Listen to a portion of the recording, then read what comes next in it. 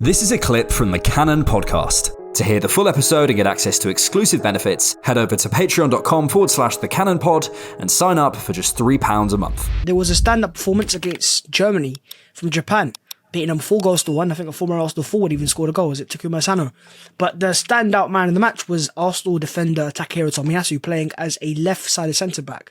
And, you know, fans have seen the performance after the game. A lot of hype, all the comments are out there. The fans are going, oh, Tomiyasu is actually a decent player now. You know, and now the question is asked is, Alex, can Tomiyasu be a centre-back for Arsenal? Is that actually his best role? You know, there is, of course, the doubts about his physicality and, you know, the injuries he's had so far playing out wide, you know, with it being so much more demanding. Is moving him centrally going to maximise his strengths better and actually the better profile for his entire player in the first place? You know, 6'3", comfortable on both feet. He can play out of the back. He's powerful. He could back up Saliba and Gabriel. What do you think? Yeah. Just before I answer that, I just want to make it a point. A 2.5 minute comp that most people probably half watched has meant that we're having an entirely different conversation about Tomiyasu. And what I want to say about that is not, you know, that's fine.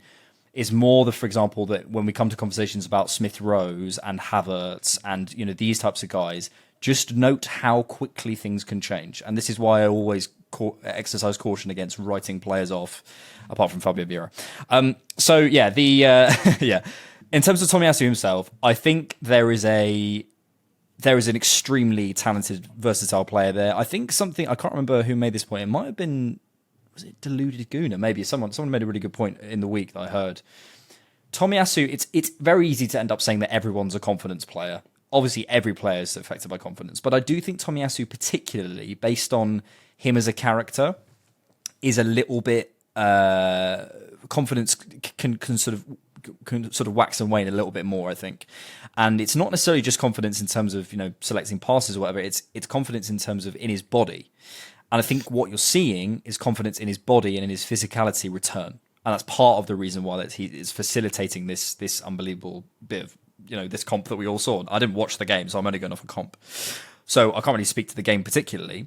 But what I can say is what we saw in that, what we can see from Tomiyasu is exactly what you mentioned, Bhavs. Versatility, someone who can play. I mean, name me another player other than, let's say, a Kanji and maybe Jurriën Timber who can play to a 7, 8 out of 10 top level at left back, left centre back, right centre back, and right back. That is not normal. That is an extremely talented football player. And I think in 100% there's a place for him. I'd be interested to see, again, it's going to depend on different games and different game states or whatever. It might well be that, you know, let's say Gabriel gets an injury, he might get a run there, or it might well be that, you know, Mikel likes the lofted ball into the channel that Tomiyasu can provide from left centre back. Who knows? Who knows what he wants, or the pass appreciation, or the breaking lines, whatever. He might just choose different things for different games. But I think the thing to remember is that the versatility can mean loads and loads of different things. I think we try and go, oh, he's really, really versatile. That means he can do this. Well, hang on, no, that means he can do this in this game. Look, there's a more exciting version. He can do this in this game, that in that game, a left back in this game, a left centre back in that game. I really believe Tomiyasu could be someone who essentially plugs holes, fills gaps, sorts out problems that we're having not only before game, but during games as well. And that's what's so exciting. Now he's got his confidence back. Now he's got his energy back. Now it feels like he's got his sort of physicality back. You know, he's running a race against Leroy Sané and shrugging him off the ball. Like that is something we need to take note of. But to me, it's not then to go, okay, so Tomiyasu should play this role in our 11. My response to that is going, no. Maybe he should, maybe he shouldn't.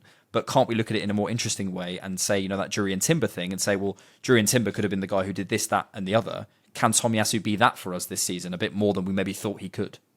Mm-hmm. And I think, you know, you're right in terms of the versatility. There are so many roles that he can play, and Arteta keeps using him as a fullback. I think the thing that you guys don't like as much is the inverted left back, which he keeps on doing, and I think he will continue doing that. But in terms of best roles, George, centre back, right or left, he can play on both sides. Where do you think it lies? You know, is it that he can be a long-term Saliba backup, or is he ceiling actually in the first team? Has he got the ability to, if he can stay fit and available with his talent and his ability, to break into that first 11?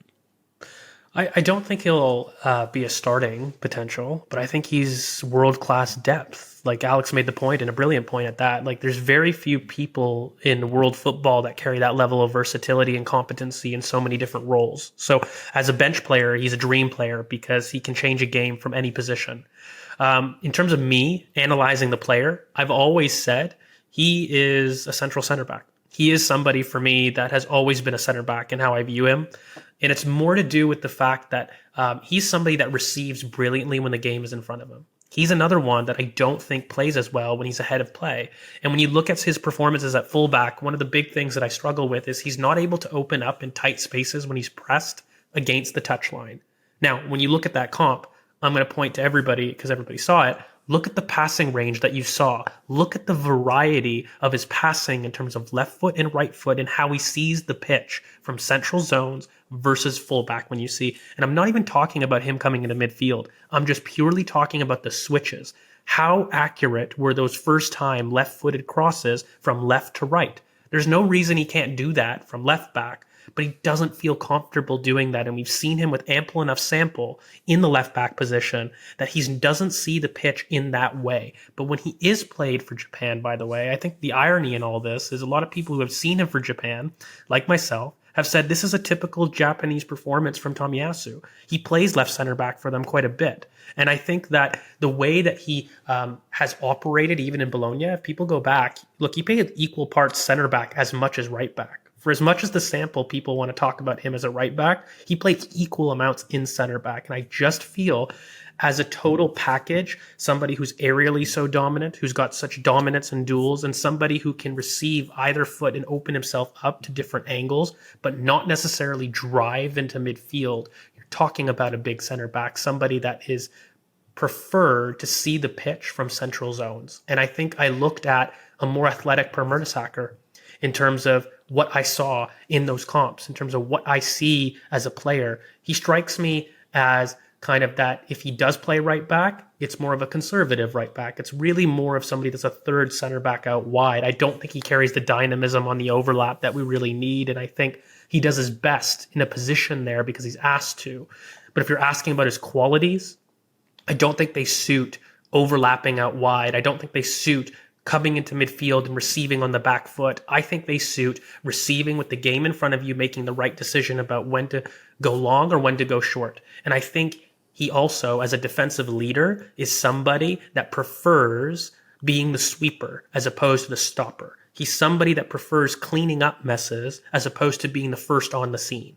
And I think that's one thing that I really like to see him in center back in the future. I think he is our Saliba backup. I've said even last year when we had the Rob Holding injury, I wanted to see it. I wanted to see Tomiyasu in there. Of course, he got injured very soonly after. But that was something that I think he could offer us kind of in the future. And look, that might be a question for a future pod, but I think in terms of where he's best, central center back is where I see him best. Yeah, and I think there was that game, I think it was a few years ago now. I don't think if you remember it, sure. But it was Spurs away, we lost 3-0. But in that game there, I think when we got Holding sent off, Arteta kept moving Tomiyasu from left back to right centre back. Like, it was an example of this guy can play everywhere. And even his heat map show he's comfortable on both sides. I think the question is really, is him playing as a fullback hurting him more in terms of injuries? Is that the reason why, or is it just the fact that he has got certain muscular problems? What do you think, Alex? Is it him playing out wide that's exposing him? You know, having to cover the massive distances and track these wingers that are tricky and you have to be agile as well?